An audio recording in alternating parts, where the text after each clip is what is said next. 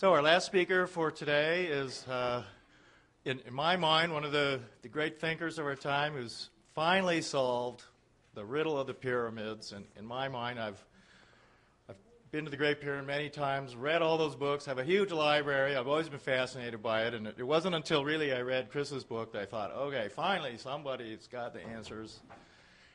And that is our next speaker, Christopher Dunn, the author of the Giza Power Plant. So let's have a nice warm welcome for Chris.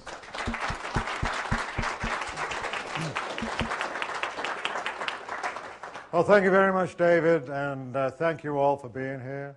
Thank you, Jennifer, for always being there at these conferences. I have a wonderful time with the World Explorers Club, Adventures Unlimited, and just recently I have found a new family in Body, Mind, Spirit Journeys, and I want to talk a little bit about that. But before I do, I'd also like to introduce to this lovely group my family, my wife, Gino, and my son Alex. I've got to give credit where credit is due, that the Giza Power Plant was just a tattered manuscript in my bottom drawer before I married Jean and before I met Jean. And we came together because I mailed it to her. She was living in Boston, up in New England, and I mailed her the manuscript, and she started to go through it. And I think ultimately we decided that in order to really give birth to this baby, we had to get married.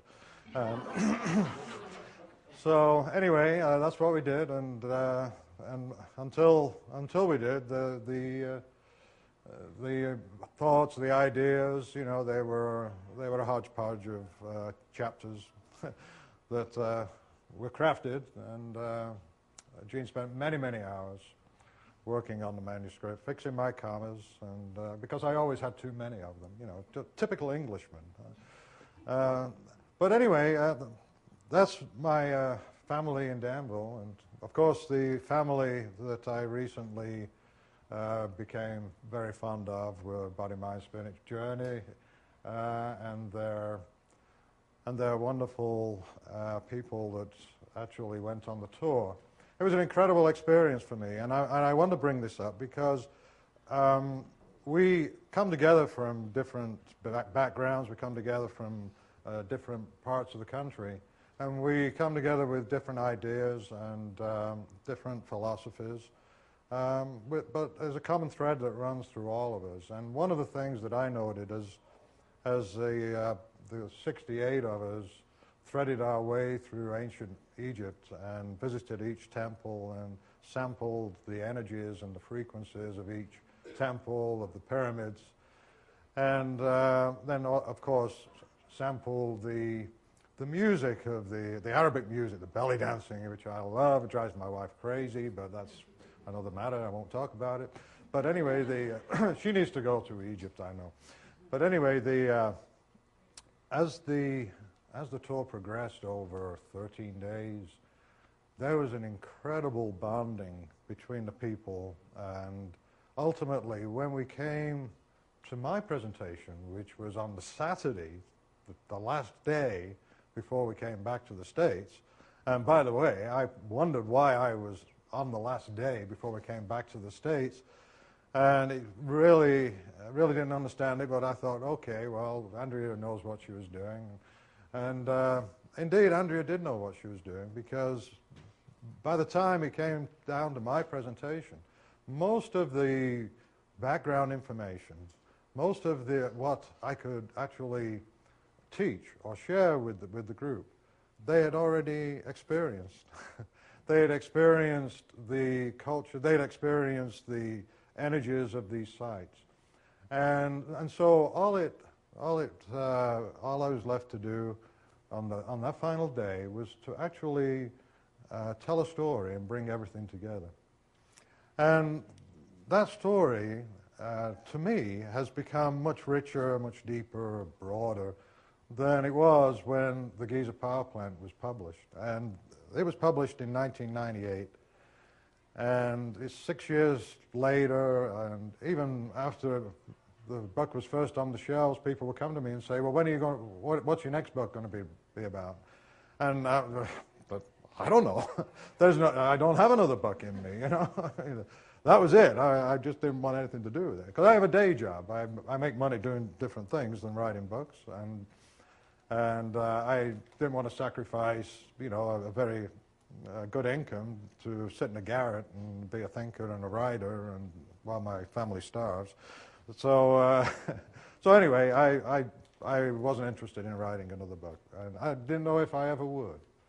Perhaps after I retire, but just recently, as events unfold, there is another book in me that's bursting to get out, and there's a larger story that needs to be told. And hopefully, in the next year or so, I'll be able to tell that story. But thank you, thanks. And I'm going to tell you a little bit of it today.